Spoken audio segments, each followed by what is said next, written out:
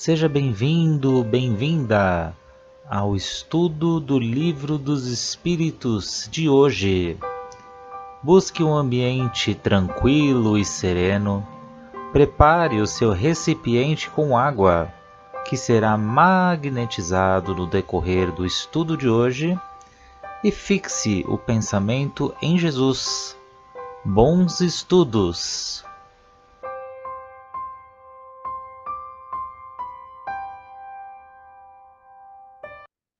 Olá a todos!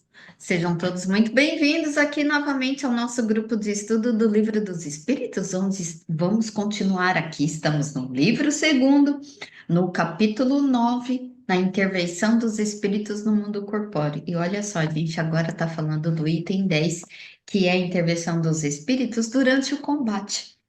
E para nós começarmos os nossos estudos de hoje, vamos agradecer.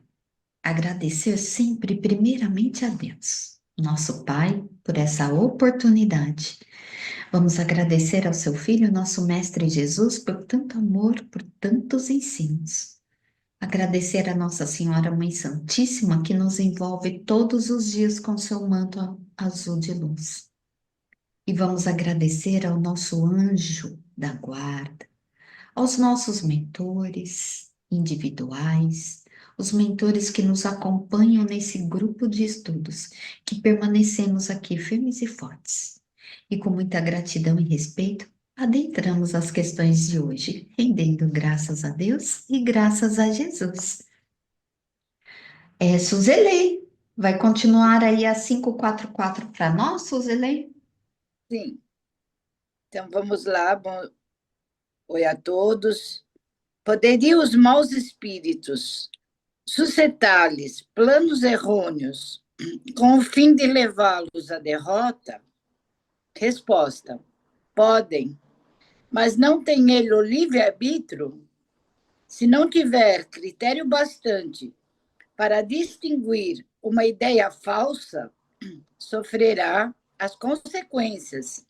E melhor faria se obedecesse em vez de comandar. Então, vejam bem, os espíritos inferiores podem influenciar? Sim, e como podem, né? Planos errôneos. Os espíritos inferiores, eles podem sugerir, sim, esses planos errôneos. Mas o homem, esse comandante, ele vai ter sempre o livre-arbítrio para poder escolher. Por mais obsidiado que ele esteja, ele pode escolher. Esse comandante, para ocupar esse posto, ele tem que estar pronto. Ele tem que ter autoridade, ele tem que ter competência, ele tem que começar a aprender a distinguir essas ideias que lhe são sugeridas, né, usando o seu livre-arbítrio.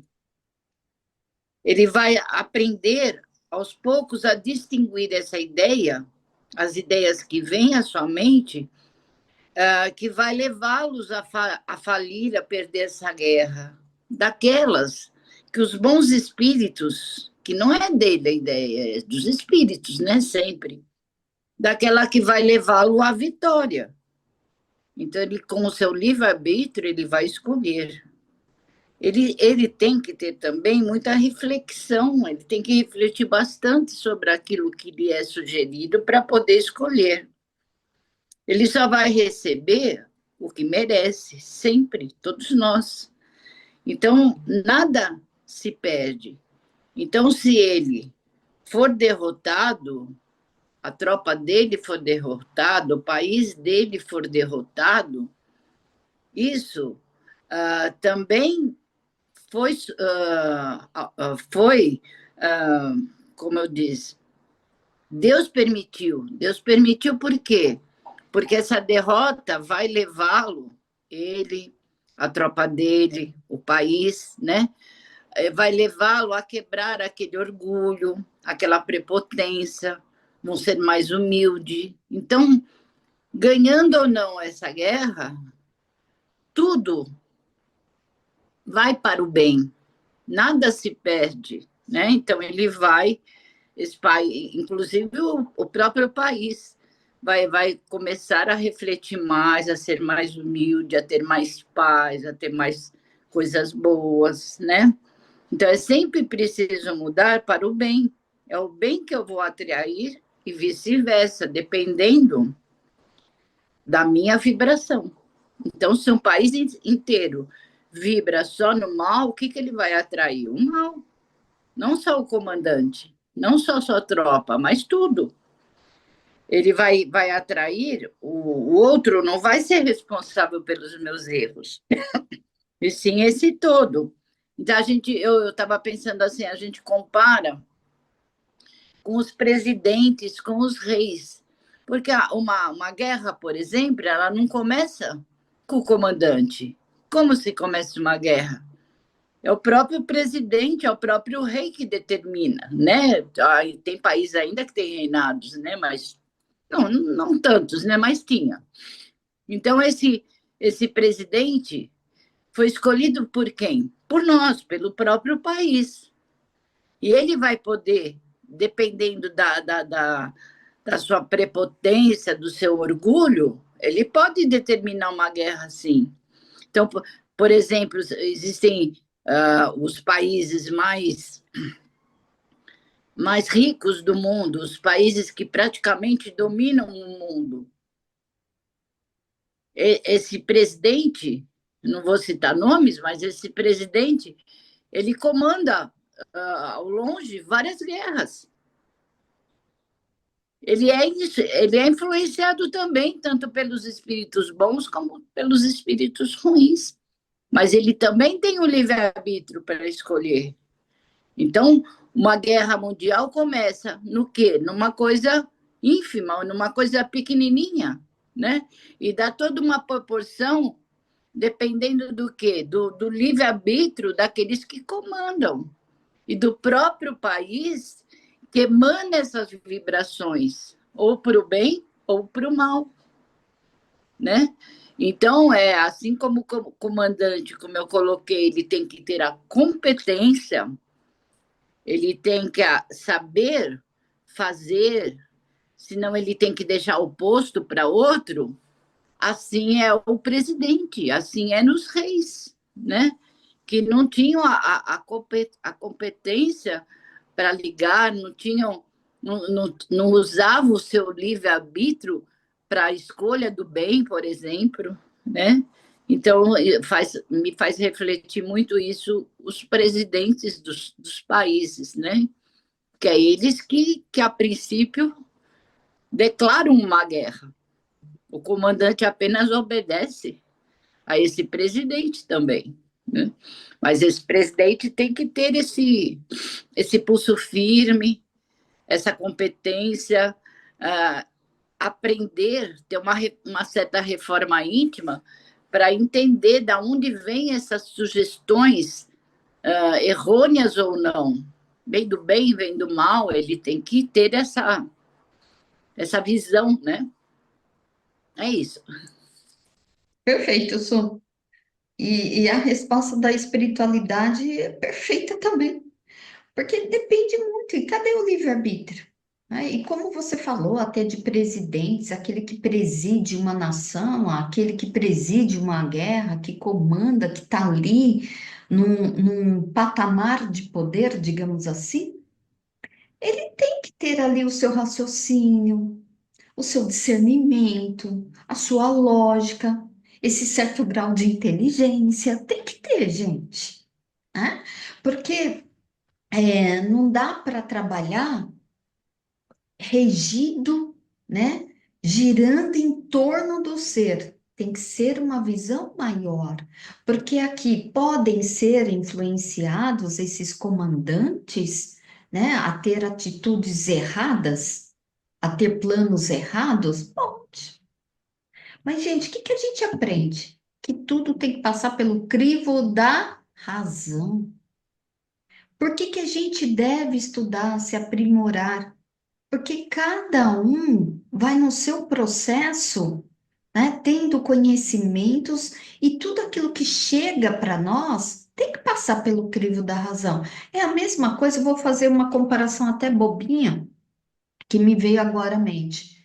Quando, por exemplo, às vezes a gente recebe uma mensagem de WhatsApp, às vezes a gente nem vê a fonte, já passa, pá, pá, né? Então, assim, cadê o crivo da razão? Às vezes alguém recebe, ó, recebi uma mensagem e é para você fazer isso, isso, isso, isso. Opa, hoje comigo já não é assim. É, obrigada, agradeço, aceito, mas vai passar pelo meu crivo da razão. Isso não é orgulho meu. Isso é colocar em prática os ensinamentos. É a gente analisar, né? Porque ali também a gente tem que ver que tudo é ser humano. Quem está no poder, gente? É um ser humano. Quem está comandando? É um ser humano. Quem é o general? É um ser humano. E ser humano tem o seu ego, tem o seu egoísmo, tem o seu orgulho. E muitas vezes, e a gente pode pegar e trazer isso para a nossa vida real. Quantas vezes a gente pode tomar decisões erradas pela nossa ansiedade? Recebe aquilo e se mergulha naquilo, toma a decisão, pá e pum, né? Então, por muitas vezes, a ansiedade atrapalha nas decisões, assim como também aqui na guerra. Eu gosto de trazer como exemplo as novelas bíblicas, elas mostram muito isso, gente. Quantas vezes ali não, algum povo ali não perdeu a batalha por decisões tomadas pelo seu próprio ego negativo, pelo seu próprio orgulho, pelo seu próprio egoísmo, não olhou para um todo, não ampliou a sua visão. É o que eles falam, né? Você não escutou a voz de Deus, né? Então, assim, a gente tem que passar pelo crivo da razão, né? A gente tem que ter esse discernimento, ponderar. E isso vai muito de ser para ser ou, né, como a gente deve falar aqui, de espírito para espírito, porque cada um vai estar no seu grau evolutivo. Hum? Podemos seguir? Vamos lá. 545. O general pode, algumas vezes, ser guiado por uma espécie de segunda vista, uma vista intuitiva que lhe mostre antecipadamente o resultado de seus planos? Resposta: frequentemente. É assim no homem de gênio. É o que se chama inspiração e faz com que ele haja com uma espécie de certeza. Essa inspiração lhe vem dos espíritos, que o dirigem e sabem aproveitar as faculdades de que lhe é dotado. Então, existe sim, né? Existe sim essa possibilidade de ter uma visão. O general, né, no caso aqui, ele até pode ser um médium e ter essa sensibilidade maior, de ter uma sintonia maior com o mundo espiritual. Né? E se ele tem um bom propósito, né, à frente do seu exército, à frente da tua nação, se ele deseja terminar logo a guerra, né, porque, pelo visto, vem das guerras antigas, é inevitável, né? Então, mas se ele tem o desejo de terminar a guerra, defender o seu país, assim, ele vai ser amparado por bons espíritos. Espíritos, espíritos de bem, né? Ele pode, em desdobramento, partindo do princípio que ele seja um médium, né? Se fosse um médium, ter essa visão de quais caminhos ele poderá levar ao fim da guerra, por exemplo, né? Ou da conquista da batalha pela sua pátria. Então, esses são os tipos de ajuda que pode vir quando se tem um pensamento mais voltado para, para um bem maior, né? Então, assim, em contrapartida, mas se ele tem ódio no coração, se tem mais o desejo de dizimar o adversário, não é terminar a guerra, é acabar com o adversário. Se ele se acha superior aos outros, ah, e pelo orgulho de raça, ele deseja realmente destruir aquela outra nação, aí ele vai estar em sintonia com espíritos do mal, espíritos inferiores, né, que vão levá-lo a esse caminho. E é o que a gente falou agora na questão anterior, né? O livre-arbítrio, a decisão sempre vai ser dele, né? A sintonia sempre vai partir dele, aonde ele vai estar sintonizado, né? Não vamos aqui entrar no mérito dele estar certo ou não, mas vai estar em sintonia, ou com o bem ou com o mal. No final das contas, ele tem o livre-arbítrio, ele que vai tomar a decisão.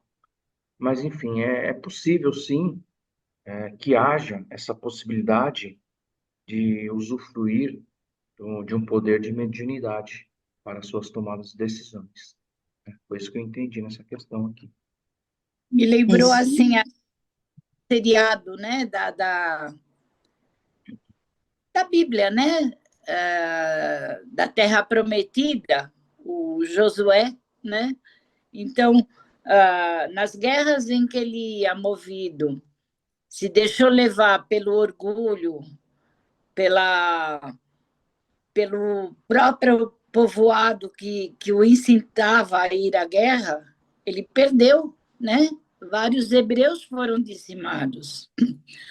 E, ao contrário, quando ele se isolava, quando ele escutava, né, os espíritos protetores, no caso Deus, né, que falava com ele, quando ele se deixava levar por essa inspiração, muitas vezes ele, os hebreus, que eram em números bem menores, ganharam a guerra. Derrubaram, por exemplo, as muralhas de Jerusalém. Eles eram numericamente inferiores, né? O número dos hebreus era bem menores. E venceram a guerra. Por quê? Porque o Josué, ele se deixou levar pela inspiração que recebeu no seu isolamento. Aquilo que você falou, é o livre-arbítrio de escolher. Com certeza foi influenciado também para o mal. Não, não vai, né? Alguma coisa no sentido. Então, assim acontece não só nas guerras, em tudo, né? No nosso dia a dia. Somos influenciados o tempo todo, né? Isso Depende mesmo. do nosso livre-arbítrio mesmo. No livro, não sei qual, eu te cortei, Su, desculpa. Não, não, eu acabei já. Ah, tá. Não, acho que é no Nosso Lar, que não sei qual, não posso confirmar, mas eu acho que é o Nosso Lar, que fala no plano atleta, quando começa a guerra, todos têm aquele sinal, então todos se movimentando para ajudar aqui na guerra. Então, assim, como tem os, né, negativos, tem todo um trabalho do plano para ajudar, né? Ajudar, para inclusive para ver se para recolher os espíritos, né? Para chamar para tudo, né? E uma outra coisa, assim, é o livre-arbítrio, né? Mesmo quando se encarna, vai envolver tudo. Mas, e assim como tem esses que ajudam, né? Tem aqueles que vai. E aí tem no Rádio Boa Nova, tinha o doutor Reinaldo Leite, que falou que o professor é o espírito mais educado que existe.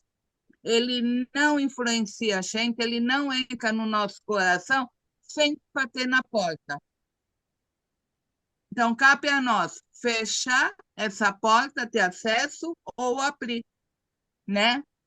Então, assim, está tudo no livre-arbítrio. E assim como, por que não seguir as influências boas, né? Cabe tudo aquilo, a nossa sintonia, tudo que a gente já aprendeu. Mas o plano espiritual está sempre aí ajudando, não tem como. Né? Eu gostei até de lembrar qual livro, porque eu achei que foi uma passagem que muito linda. Tá? É só isso. Acho que é por aí. Depende de quem manda. E é como a Mary falou, quem manda é humano, o presidente é humano, né? Como nós todos. De repente a gente está. É isso mesmo, Eu acho se lembrou muito bem, porque uma guerra, ela não movimenta só o plano material. Tem toda uma movimentação no plano espiritual, porque o plano espiritual, ele está em constante trabalho. No seu processo também evolutivo, a gente já sabe que para a gente evoluir é trabalho. Trabalho interno, trabalho ao próximo, né? Tanto aqui na Terra como no plano espiritual. Então, movimenta bastante o plano espiritual para socorrer esses espíritos que vão desencarnar. E também tem aquela equipe que vai trabalhar ali nessas inspirações, que é como essa questão aqui, ela fala, porque Kardec, ele questiona aqui sobre essa dupla vista, e nós já estudamos aqui o que é dupla vista. Porque é a capacidade que algumas pessoas têm em estado de vigília, acordado, né? Para que elas tenham o quê? Uma visão, uma percepção, o pressentimento, uma percepção até do passado, do futuro.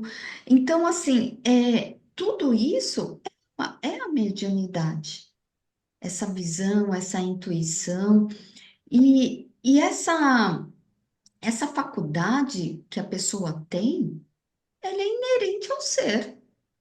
Ela não precisa ser espírita, não precisa ser o comandante, não precisa ser o soldado, ela pode estar aqui, né, em qualquer um, porque é a mediunidade. Tem pessoas que têm mais essa propensão, né, da dupla vista, que é isso daí. Então, não é exclusiva de determinadas pessoas que estão ali no poder, não. Então, por isso que a gente tem que passar tudo pelo crivo ali da razão. Então, um general, ele pode ter, sim, essa capacidade, e pode também não ter. Agora, aquele que tem aquela capacidade de ter essa dupla visão e que vai receber de forma intuitiva, né, essas inspirações do alto, então, ele consegue, sim, ter maior certeza dos seus planos. Que é o que a gente chama de inspiração, é aquela certeza. Não, eu tenho certeza que vai dar certo. Às vezes aqui também a gente não pode falar assim, não, isso aqui eu tenho certeza que vai dar certo. Você está confiante, você está com aquela fé, né? Às vezes nem que você projetou, mas você teve essa inspiração até quando você estava dormindo. Não, segue, né? Você não tem dúvida, você só segue. Então, assim, ele aí tem certeza daquele plano que vai dar certo. Então, como vocês falaram, a gente tem que lembrar que nós estamos sempre orientados pela espiritualidade. É superior, inferior? Depende de cada um de nós, né? Então, assim, aqueles que têm a faculdade da dupla vista vão aproveitar, sim, né, essa capacidade para receber essas informações necessárias durante o combate. E eu gosto também bastante de lembrar, aí como você também lembrou do Josué, Suzelei, a gente vê ali nessas novelas bíblicas, quando o rei ali não consegue ter essa visão, né? Porque às vezes ainda está muito cheio de orgulho, egoísmo, eles começam a chamar aqueles, né? Trabalhadores, como é que chamam, né? Sacerdotes, os profetas, né? Eles começam a chamar, né? Aqueles que têm aquele dom da visão, aqueles que têm o dom da dupla vista, né? Eles jogam e falam assim: eu quero que vocês me digam. Não é assim, né? Quem já assistiu ou vai assistir vai ver muito isso acontecer. Então, é isso aí. Podemos seguir?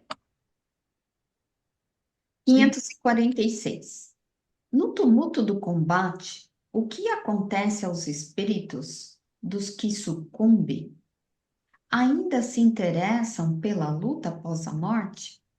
Os espíritos respondem: alguns continuam a se interessar, outros se afastam. E Kardec completa aqui: Nos combates, acontece o mesmo que se verifica em todos os casos de morte violenta.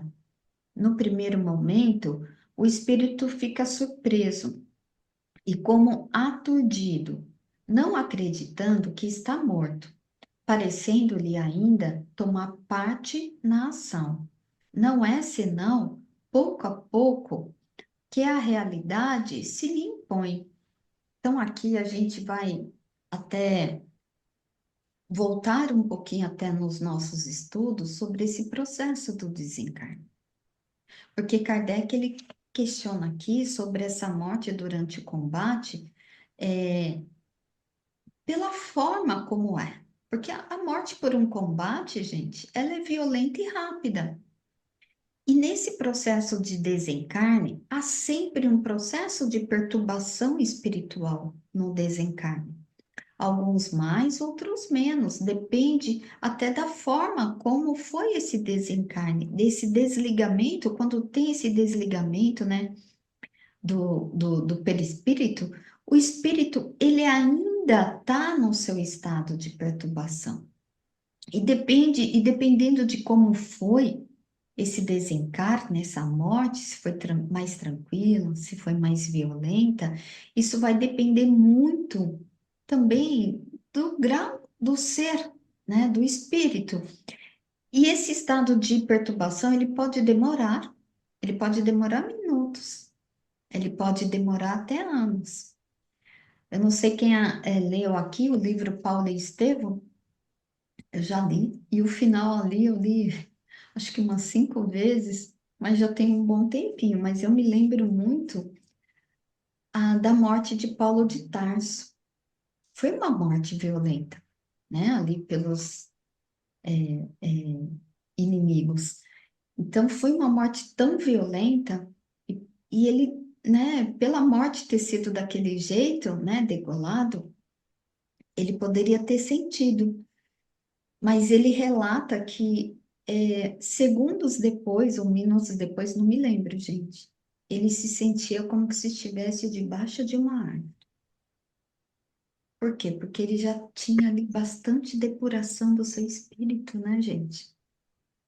Então, é muito bonito. Quem não leu, recomendo ler, e esse final é muito lindo. Então, seguindo aqui nessa questão, quando é violento, o espírito, por vezes, ele não está esperando esse desencarne, e a perturbação é maior, né? Às vezes, gente, cada caso é um caso, mas, por exemplo, às vezes quando alguém desencarna por um assalto, né? De uma forma violenta. Às vezes, nesse processo de perturbação, ele fica naquele estado de perturbação, não sabe o que aconteceu, ainda não sabe onde se encontra, o que está acontecendo, né? Então, ele fica nessa perturbação, pode ser o estado de torpor. Esse estado de torpor é quando ele fica ali naquela sonolência. E por vezes, o espírito que está ali no combate, por vezes, o que acontece? Ele permanece lutando. Ele continua lutando em espírito, como se estivesse na carne. Por quê? Porque ele não tem consciência, ainda que desencarnou. E esse espírito, aos poucos, ele vai tomando ali a consciência. Ele vai tomando a consciência da sua nova realidade, que é o que Kardec coloca aqui, né? Ele vai percebendo que já está no mundo espiritual e vai buscando aí o seu processo, né? Cada um.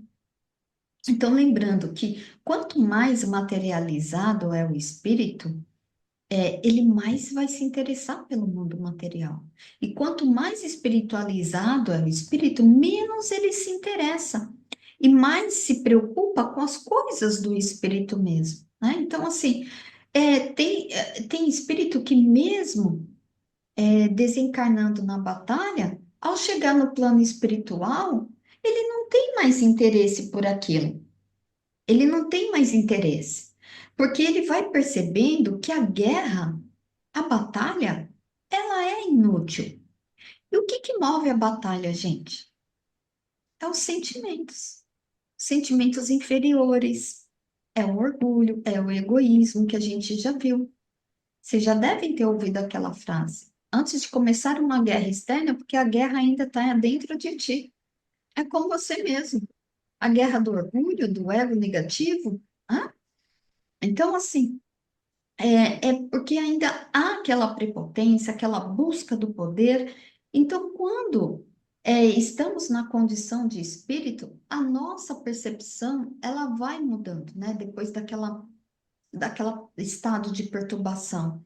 Então, a visão do espírito ela vai se ampliando. Então, vai percebendo que isso já não é mais necessário. Então, é isso que eu entendi, mas tem alguns minutinhos ainda, quem quiser comentar. A gente falou do desencarne, né? Não tem como não lembrar do desencarne do Divaldo, né? Não tem como não lembrar. Eu vi uma reportagem que, assim como esses soldados, né, que tem esses soldados que sucumbiram, que sucumbem nas guerras, tem as suas reformas íntimas também, né? Uns não vão querer mais saber da guerra, outros continuam lutando, como você colocou. Eu vi uma reportagem, né, uma mensagem que colocava assim o Chico Xavier e a mentora do Divaldo recebendo. Olha a diferença, né? Um espírito assim bastante superior, né? Que ele foi levado pelos dois. Então, como será esse despertar, né? Muito diferente desse que vai levantar aqui sem saber que ainda desencarnou e vai lutar, né? Não tem como não lembrar, né? Essas diferenças do espírito, né? Maior não, vou dizer superior, né? Um espírito que adotou 600 filhos, né? Me parece que foram 600, que passou a vida inteira no bem, como o Chico também, né? Que teve esse amparo dessa mentora o tempo todo. É óbvio que ele teria que ser recebido com muitas honras, né? Assim como foi recebido Chico por Jesus. Então, que nós possamos cada vez mais fazermos as nossas reformas íntimas para voltarmos um pouquinho melhor na outra reencarnação, porque ainda vamos reencarnar muito, né? Com certeza. E não tem como. Não é? Como? Então, gente, olha só, chegamos aqui ao final do nosso estudo de hoje. Vamos agradecer ao nosso Mestre Jesus, que com certeza nos inspirou aqui para as nossas reflexões de hoje, assim como os nossos mentores que nos acompanham. Que fiquemos todos com a luz de Jesus em nossos corações e em nossos lares. E até a próxima semana que vem, com fé em Deus, gente. Tchau, tchau.